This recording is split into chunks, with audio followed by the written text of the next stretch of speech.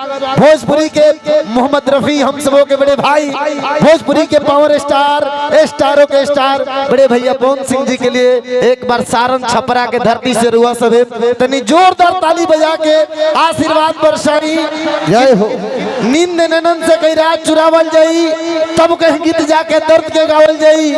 नींद नैनन से कई रात चुरावल जाई, तब कहीं गीत जाके दर्द के गावल जाई। एह तरह रुआ सब चुप मत रही, जेह तरह हो सभी गीत गाना से रुआ सबके मनावल जाई।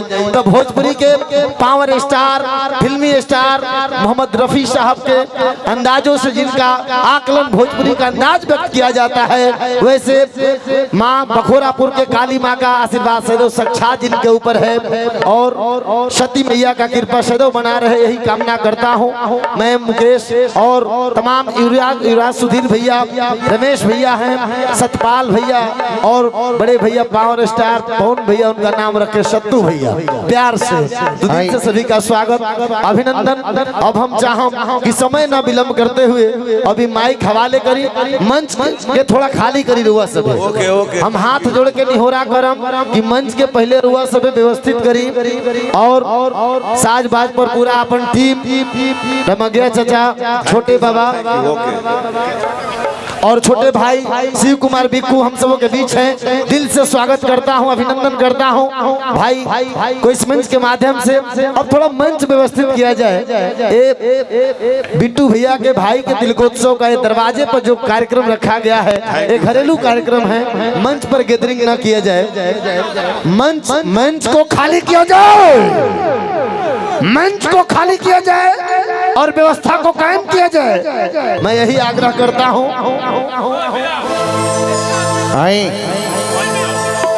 भोजपुरी के सब प्रसिद्ध गायक जितने लोग खड़े हैं, मैं आग्रह करता हूं, आप पढ़े लिखे बुद्धिजीवी लोग हैं, आप व्यवस्थित हो जाएंगे तो मैं कार्यक्रम आगाज कर दूंगा।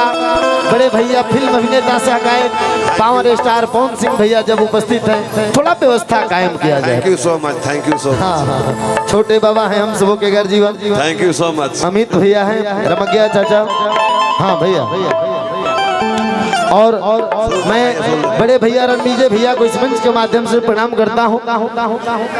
मंच को खाली किया जाए, मैं हाथ जोड़ करके निहोरा करता हूँ। सुधीर भैया को मंच माइक हवाले करता हूँ।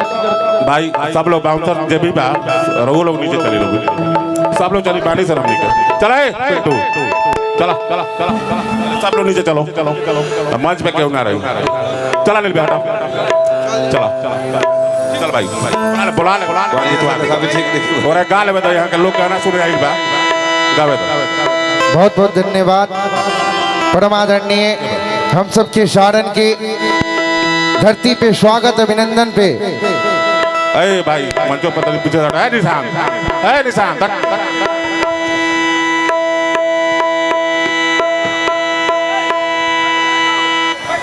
भैया थोड़ा आप भी लोग बैठ जाइए, क्यों गाएंगे तो आप लोग बैठिए हो, तो पहले सब लोग जो यहाँ पर बैठ जाइए, क्या पीछे तो लोग बैठ जाइए, बैठ जाइए आप लोग, बैठिए, जो भी है बैठ जाइए, जो भी है बैठ जाइए, वहाँ बैठने से प्रतिष्ठा नहीं जाता है।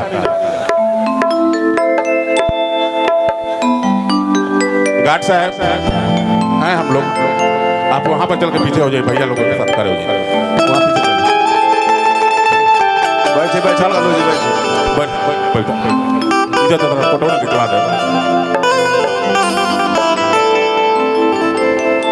जे मंच पे बा चाहो कि बैठ जाओ, जे भी मंच पे बा कलाकार के साथ आइल बा, जे कोई भी आइल बा, लोग भी जाए। बाउंसर साहब, ए बाउंसर साहब तने हमरो जी में छोड़ दे लोग, जाए लोग बाउंसर मंच पे ना जाई, ये अपना घर के कार्यक्रम बा, बैठ जा लोग भाई, हो जा बैठा लोग, बैठला तो ला गावा गावा गावा गावा।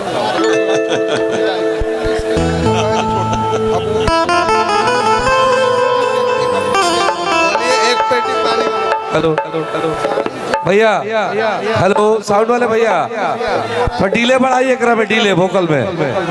Hello hello hello hello check check check और थोड़ा सा बढ़ाई delay hello hello hello hello hello ज्यादा रिपीट वाला ना भैया, ज्यादा रिपीट नहीं। हेलो हेलो हेलो हेलो चलो चलो हेलो हेलो हेलो हेलो चलो चलो चलो थोड़ा सा शार्प कर दी वोकल के, शार्प कीजिए वोकल को। हेलो चलो चलो check check check check check hello चलो चलो हेलो हेलो हेलो हेलो चलो चलो चलो मुकेश जी जय हो।